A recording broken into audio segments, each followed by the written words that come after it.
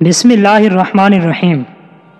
تمام معزز ناظرین کو السلام علیکم ورحمۃ اللہ وبرکاتہ۔ دوستو، آج کی اس ویڈیو میں ہم آپ کو ایک ایسا واقعہ سنانے جا رہے ہیں جو کہ بہت ہی عبرت خیز واقعہ ہے۔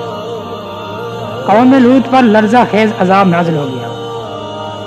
جب قوم لوط کی سرکشی اور خصلت بدفعلی قابل ہدایت نہ رہی تو اللہ تعالیٰ کا عذاب آ گیا۔ چنانچہ سیدنا جبرائیل علیہ السلام چاند فرشتوں کے ہمراہ امرد حسین یعنی خوبصورت لڑکوں کی صورت میں مہمان بن کر حضرت لوط علیہ السلام کے پاس پہنچے۔ ان مہمانوں کے حسن و جمال اور قوم کی بدکاری کی خصلت سے حضرت سیدنا لوط علیہ السلام نہایت مشوش یعنی فکر مند ہوئے۔ تھوڑی دیر بعد قوم کے بدفعلوں نے حضرت لوط علیہ السلام کے مکان عالیشان کا محاصرہ کر لیا اور ان مہمانوں کے ساتھ بدفعلی کے برے ارادے سے دیوار پر چڑھنے لگے۔ حضرت لوط علیہ السلام نے نہایت دل سوزی کے ساتھ ان لوگوں کو سمجھایا، مگر وہ اپنے بد ارادے سے باز نہ آئے۔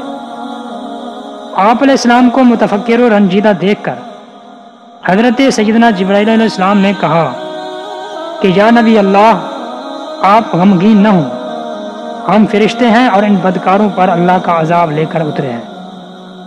آپ مومنین اور اپنے اہل و عیال کو ساتھ لے کر صبح ہونے سے پہلے اس بستی سے دور تشریف لے جائیے، اور خبردار کوئی شخص پیچھے موڑ کر بستی کی طرف نہ دیکھے، ورنہ وہ بھی اس عذاب میں گرفتار ہو جائے گا۔ چنانچہ حضرت لوط علیہ السلام اپنے گھر والوں اور مومنوں کو ہمراہ لے کر بستی سے باہر تشریف لے گئے۔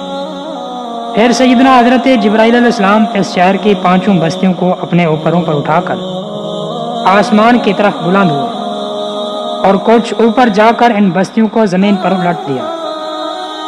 پھر ان پر اس زور سے پتھروں کا مینہ برسا کہ قوم لوط کی لاشوں کے پر خرچے اڑ گئے۔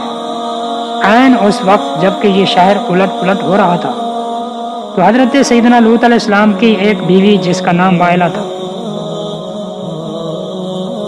جو کہ در حقیقت منافقہ تھی اور قوم کے بدکاروں سے محبت رکھتی تھی، اس نے پیچھے مڑ کر دیکھ لیا اور اس کے منہ سے نکلا، ہائے رے میرے قوم، یہ کہہ کر کھڑی ہو گئی۔ پھر عذاب الہی کا ایک پتھر اس کے اوپر بھی گرا اور وہ بھی ہلاک ہو گئی۔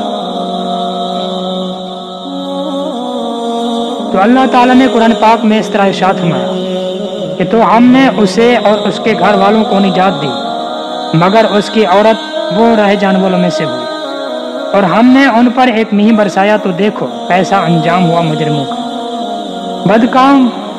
بدکار قوم پر برسائے جانے والے ہر پتھر پر اس شخص کا نام لکھا تھا جو اس پتھر کے ذریعے ہلاک ہوا۔